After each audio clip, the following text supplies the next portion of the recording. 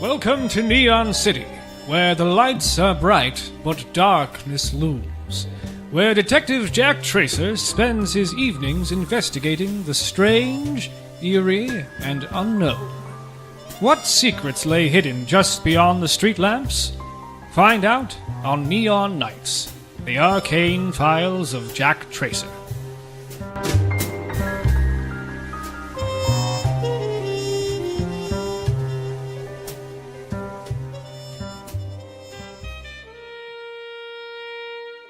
When we last left our story, Jack had reluctantly agreed to an alarming accord with the mysterious Mr. S. But what plans could this deceptive demon really have in mind for our daring detective? Find out in Part 2 of Jack's Odyssey.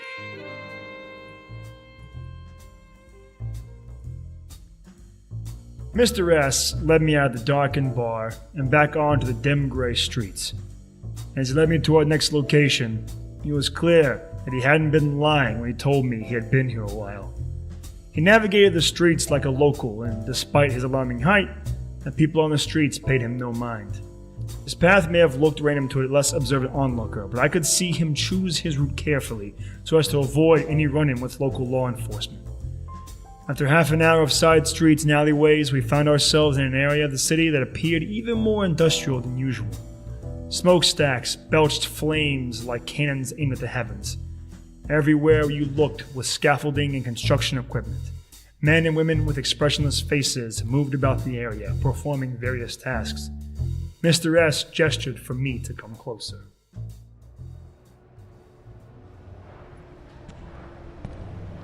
They won't notice you. McQueen's signal sees to that. Did you think the tower that Bell destroyed was his only transmitter? Don't be naive, Jack. As long as we don't attract the attention of any beat cops or blackjackets, we will be fine. What am I looking at?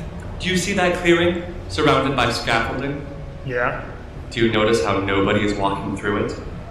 I guess. That is Max McQueen's airship. It's Invisible. Yes, same technology as my disguise. Quite the genius is our Atticus Bell. McQueen doesn't strike me as the kind of person who would want to hide his accomplishments. And besides, I've seen the Icarus. Been on board a few times as well. Yes, McQueen has a nasty habit of flaunting these accomplishments. But the Icarus that you saw, that you set foot inside, is undergoing a few modifications, thanks to a tremendous new power source that McQueen has managed to obtain. What kind of modification? Weapon systems, shielding, a few other additions, all requiring a tremendous amount of power. Power that McQueen has in limitless amounts. The orb. You catch on fast. Not only does the orb power the machine that Max will use to travel to different worlds, it also acts as a near infinite power supply. And now that its creator is gone, Max is the most powerful person in the world. in all worlds, Why did you bring me here? because that ship is your way home. McQueen means to open a portal through worlds and fly the Icarus through. What does he want with the other worlds? What does anyone want? Power. McQueen has grown bored of his reality. More specifically, he has grown bored of the size of his meager empire. However, with limitless worlds... Comes limitless power. He wants to control everything. Got it in one. I'm proud of you, Jack. I didn't think you had the mind for machinations. I've had to learn. Then maybe you can tell me what I'm going to ask of you. I may know more about evil than we did when we first met, but I'm not so far gone that I can see into your mind. Pity. Go on. What do I need to do? Well, we need to get on board the ship, obviously. And the best way on board would be to pose as McQueen's personal guard. McQueen's personal guard is blackjackets. Yes, they are. So, how are we supposed to get on board? I guess we'll just have to relieve one of his current guards from their post. You want to... Kill someone, Jack. We're going to have to kill someone. There has to be a better way. A way where nobody has to die. We can't allow any loose ends. McQueen is clever. He plans for everything. We need to clean up after ourselves. What about you? I'm sure Max would notice if one of his guards suddenly grew a 1.5 feet. Oh, I'll be there, but nobody will see me. You'll be invisible, like the ship. By your side the entire time. I won't kill anybody if I don't have to. You'll do what you need to do. What I need to do, and nothing more. I guess we'll have to see what happens. So where did we find one of McQueen's personal blackjackets? Well, it just so happens that one of McQueen's most trusted men has a fondness for my bar. He spends many of his free evenings there, and unless I am mistaken, he is free this evening.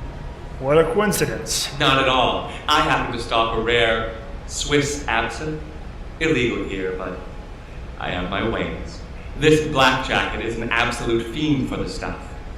You've been planning this for a while, huh?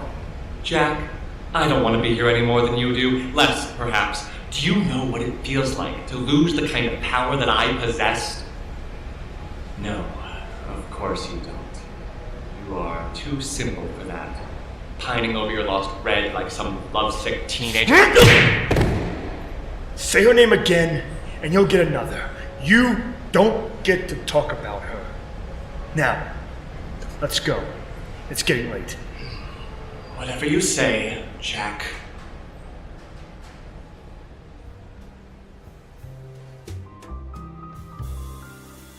Hello, listeners. Will Snyder here of Neon Knights, the Arcane Files of Jack Tracer. And it's time for another edition of Audio Drama Spotlight. This time we are taking a look once again at the rise of King Asilas. Here is JV Torres to tell you all about it.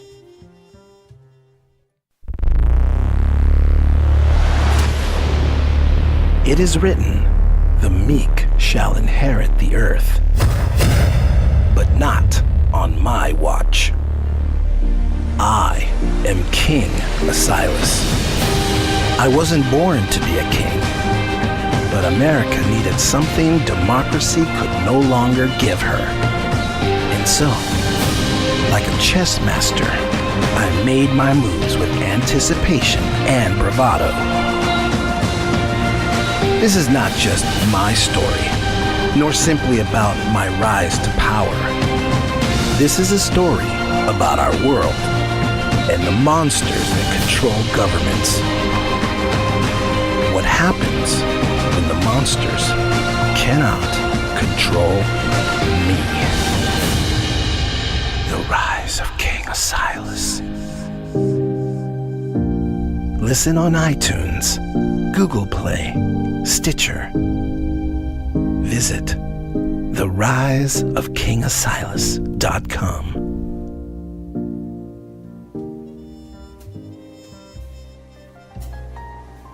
And if you would like to be on a future Audio Drama Spotlight, just send us an email at neonnightspodcast@gmail.com, or you can shoot us a direct message on Twitter at Jack_Tracer. And now back to Neon Knights, the Arcane Files of Jack Tracer.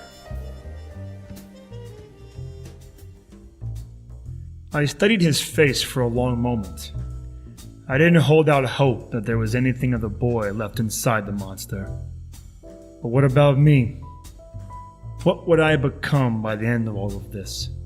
What would be left of me when, if, I made it back home? Would I still be Jack Tracer, or would there be nothing but a monster with my face? He led me back to his bar.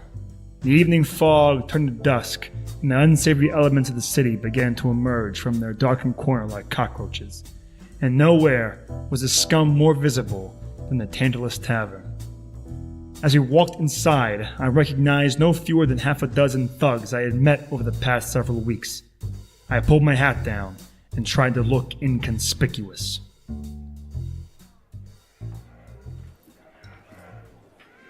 You don't need to hide, Jack.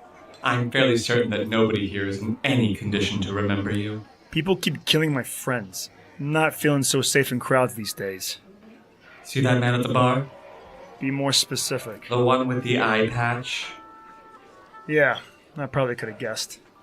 So, that's Max's personal black jacket. Yes, Captain Clifford Quinn. Before McQueen privatized the police, he used to run the Neon City RICO task force. So they're saying he was crooked. Mr. Quinn is an opportunist. Like you. My evil is an art form, Jack. Mr. Quinn is beneath me. And you, for that matter. We don't get to decide that. If it helps your mind, Mr. Quinn is not an innocent man, Jack. His actions have led to the death of countless innocent people.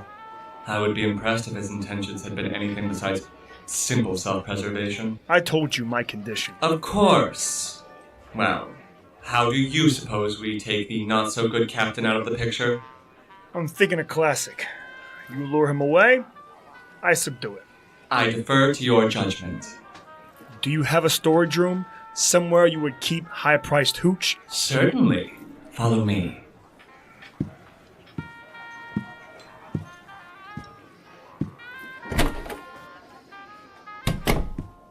Will this do? Perfect. Now, here's how it's gonna go down.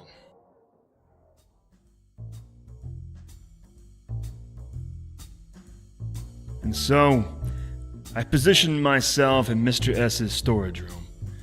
His job was to lure the captain back here with the promise of some high-class hooch. It was a simple enough plan. Back in my days in the force, I had a partner, Sam.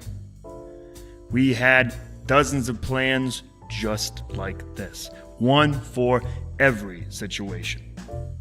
But since then, I found my help where I could.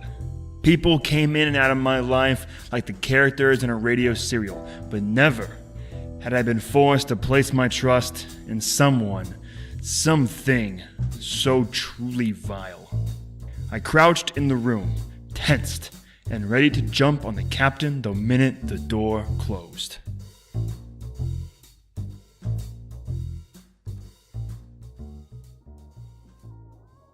Garanti Fabrique 1913.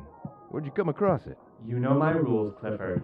You don't ask questions, you get first pick. Just curious is all. It's right through here. What the hell?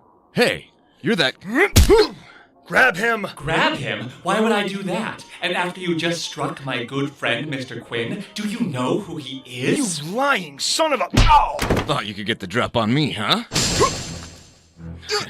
Max should have killed you when we first brought you on board the airship.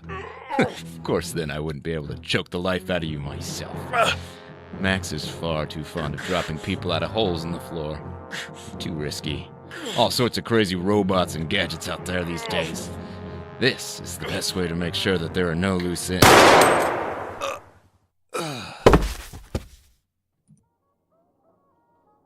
I couldn't agree more, Captain. Loose ends are unacceptable.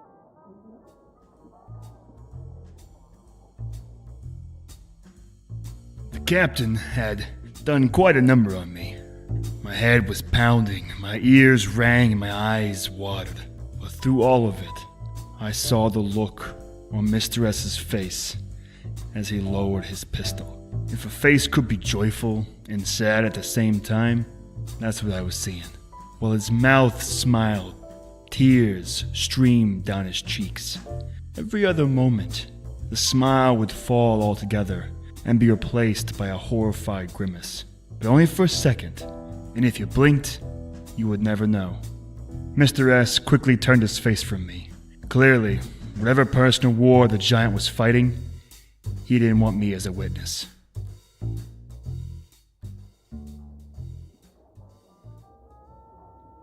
Hurry. We need to move the body before anybody gets curious. Check his pockets. He should have keys to a building and the storage locker where he keeps his gear. What the hell was that? That was just a bit of fun. You didn't need to kill him. I already told you what needs to be done to get you home. And I gave you my conditions. What do you even care, Jack? This is not your world. These are not your people. When you return home, all of this will be like a distant memory. What's one dead man? And a bad guy at that. Now, help me move the body before he's discovered and the whole plan is blown. You know, it's good luck that you and Mr. Quinn are the same size, don't you think? Shut the hell up. Just lean into it, Jack. I guarantee you'll have more fun. Let's just go. Right? We're on a schedule.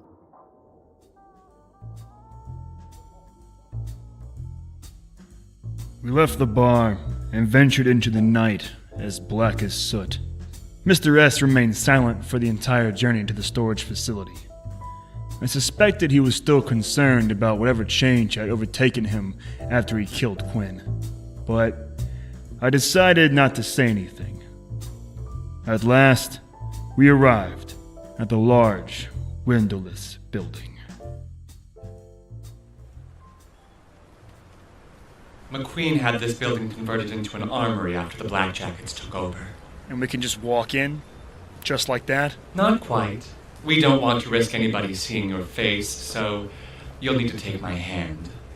What? I can extend my personal projector to make us both invisible for a short while, but you'll need to remain in contact with me. No chance. Surely you won't doom your chance of going home because you're afraid to touch little old me? You're not trying anything funny again, are you? I assure you that I'm not. My little stunt back at the bar, that was ill-advised. I could have drawn the attention of any of the other customers.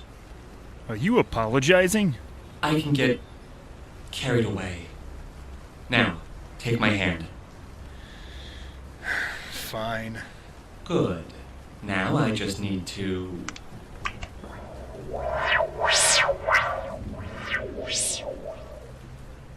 We're invisible now? Look down.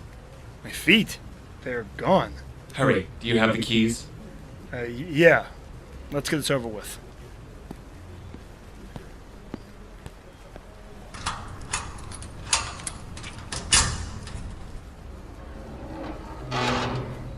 What if somebody is inside? What if they see the door opening? Well then, that would be terrible timing.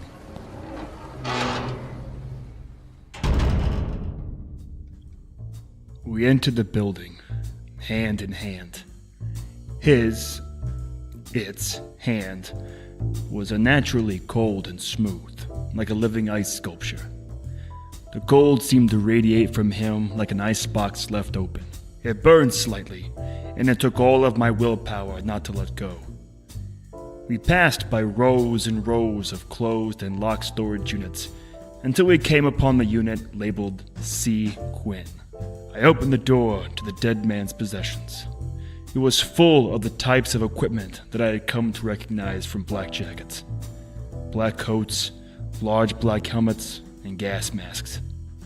One wall was nothing but an assortment of guns, most appearing to shoot bullets, but a few had the look of energy weapons as well. Mr. S let go of my hand and turned off his projector.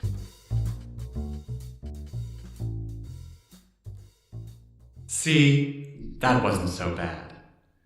Take what you need. We should leave before the sun comes up. Max will be expecting Quinn at the Icarus. Someone's coming. Don't panic. Here, put on this helmet and mask, quickly.